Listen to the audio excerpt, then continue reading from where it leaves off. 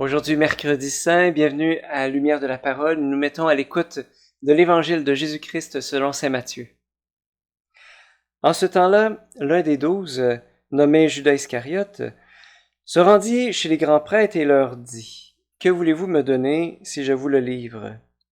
Ils lui remirent 30 pièces d'argent. Et depuis, Judas cherchait une occasion favorable pour le livrer.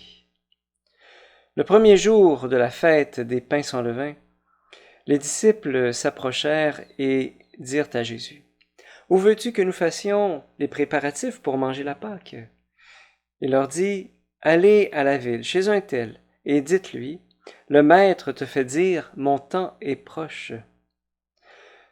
C'est chez toi que je veux célébrer la Pâque avec mes disciples. » Les disciples firent ce que Jésus leur avait prescrit et préparèrent la Pâque. Le soir venu, Jésus se trouvait à table avec les 12. Pendant le repas, il déclara : « Amen, je vous le dis, l'un de vous va me livrer. » Profondément attristés, ils se mirent à lui demander, chacun son tour : « Serait-ce moi, Seigneur ? » Prenant la parole, il dit : « Celui qui s'est servi au plat en même temps que moi, celui-là va me livrer. Le Fils de l'homme s'en va, comme il est écrit à son sujet, mais malheureux celui par qui le Fils de l'homme est livré. Il vaudrait mieux pour lui qu'il ne soit pas né, cet homme-là. » Judas, celui qui le livrait, prit la parole. « Rabbi, serait-ce moi ? » Jésus lui répond : « C'est toi-même qui l'as dit. » Acclamons la parole de Dieu. Louange à toi, Seigneur Jésus. Que voulez-vous me donner si je vous le livre ? Quel mystère quand même d'avoir pu vivre avec Jésus et d'avoir le goût de livrer pour 30 pièces d'argent. Ça peut paraître un peu incompréhensible. Et en même temps, ce qui arrive à Judas, c'est pas nécessairement tout à fait conscient, délibéré. Je pense qu'il s'est fait embobiner quelque part. On va essayer de démêler ça ensemble si vous voulez. D'abord, c'est important pour Judas de regarder un petit peu les faits. D'abord, il a été choisi par Jésus, volontairement. C'est un choisi de Jésus, Judas. Donc, il est aimé, Jésus avait confiance en lui. Parmi les apôtres, c'est lui qui tenait la bourse commune, c'est un signe d'une grande confiance aussi. Iscariote, ça vient, selon les spécialistes, probablement de Sicaire. Les Sicaires, c'était un mouvement nationaliste qui prônait l'indépendance, évidemment, d'Israël, et spécialement l'insurrection contre les Romains. Donc, parmi les zélotes, il pouvait y avoir des Sicaires. Barabbas, était-il un Sicaire, peut-être? Voilà. Alors, pour les Juifs, l'idée de libération de l'oppresseur païen est un élément fondateur de la religion. Vous vous rappelez, quand le peuple juif était esclave en Égypte, eh bien, la libération du peuple d'Israël, eh bien, d'Égypte, c'est un élément fondateur de la religion juive. Alors évidemment, au temps de Jésus, ça demeurait. On se disait, Dieu va nous libérer des Romains. Alors, et quand on regarde Jésus, le fils de David, on a l'impression que c'est le roi, c'est le prochain roi David. À un moment donné, il va donner le signal, puis là, les épées vont se dégainer, puis voilà. Or, Judas a-t-il été déçu par l'attitude non violente de Jésus? C'est peut-être, et surtout, je ne sais pas si vous vous rappelez cette phrase que Jésus avait dite, rendez à César ce qui appartient à César et à Dieu ce qui appartient à Dieu.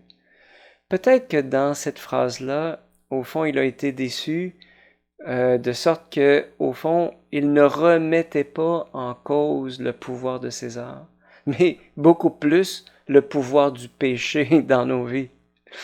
Alors, peut-être que Judas est allé conclure un marché pour le livrer. Maintenant, je repose encore la question, pourquoi Judas a voulu le livrer? Parce que quand on regarde 30 pièces d'argent, c'est pas énorme.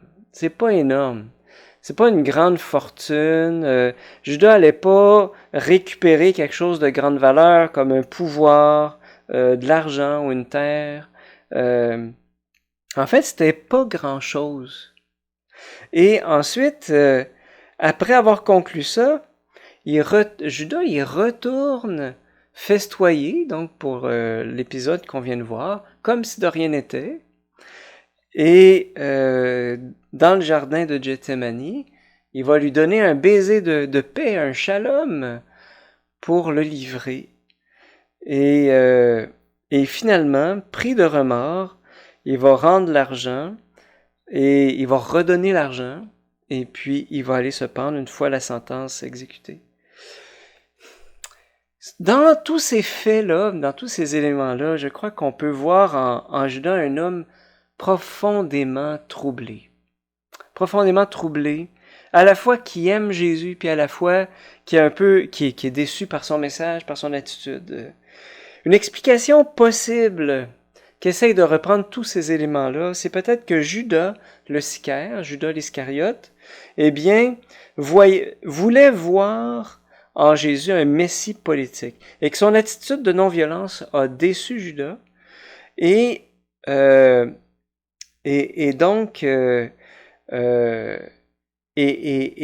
Judas a peut-être voulu organiser les choses pour que Jésus organisait un genre de rendez-vous entre les grands prêtres puis Jésus, pour qu'ils puissent s'entendre une fois pour toutes, peut-être pour en venir parce que Judas pouvait sentir l'hostilité qu'il y avait entre les grands prêtres et Jésus. Mais voilà que peut-être dans ce rendez-vous organisé pour 30 pièces d'argent, eh bien, Judas, en livrant Jésus, pour qu'il s'explique, a peut-être simplement précipité sa mort, ce que Judas ne semble jamais avoir voulu. Et donc, il rend l'argent et il va se pendre. Et pour moi, la tentation de Judas est peut-être semblable à celle de Pierre à Césarée, qui dit quand Jésus annonce « Voici que le Fils de l'homme va monter à Jérusalem, qui va souffrir beaucoup, qui va être exécuté, le troisième jour va ressusciter. » Pierre le prend à part, il dit « Non, Seigneur, ça t'arrivera pas. » Et Jésus qui va dire « Passe derrière moi, Satan, tes pensées ne sont pas celles de Dieu, mais celles des hommes. » Au fond, la tentation de Judas est peut-être la même que celle de Pierre. Éviter la croix, passer devant Jésus, arranger les choses pour lui. Mais ce faisant, non seulement il quitte sa position de disciple, donc il cesse de suivre Jésus et il précipite sa mort. Et je réalise, moi aussi, que à chaque jour, en tant que disciple, en fait, j'ai le choix de suivre Jésus ou bien de le faire embarquer dans mes projets. Parce que j'ai des bonnes idées. Puis peut-être que Judas, il pensait qu'il avait vraiment une bonne idée en essayant d'organiser ce rendez-vous-là entre Jésus et les grands prêtres. Mais quand on cesse de suivre Jésus, il y a des chances qu'on le conduise aussi à la mort. Il y a des chances que dans nos bonnes idées, quand on cesse de suivre Jésus, on le conduit à... C'est la mort de l'Évangile, c'est la mort de la paix. Voilà, Jésus l'avait bien dit, celui qui ne rassemble pas avec moi disperse. Qu'est-ce que j'aimerais qu'on retienne aujourd'hui? C'est que Judas n'était pas nécessairement un bon gars, mais que comme disciple et comme nous, eh bien, il a été tenté de faire les choses à sa manière. Et il devient alors très proche de nous. Et en cette semaine sainte, eh bien, on pourrait ensemble méditer sur cette question. Où est-ce que j'en suis, moi, dans ma position de disciple? Est-ce que je veux suivre Jésus? Ou bien j'aimerais bien qu'il me suive dans mes projets, tu sais. Voilà, où est-ce que j'en suis? Est-ce que je veux vraiment être un disciple de Jésus, un disciple de sa parole, le suivre jusqu'à la croix, jusqu'à la résurrection? Prenons le temps aujourd'hui de méditer là-dessus. Et je demande au Seigneur de vous bénir au nom du Père et du Fils et du Saint-Esprit. Amen.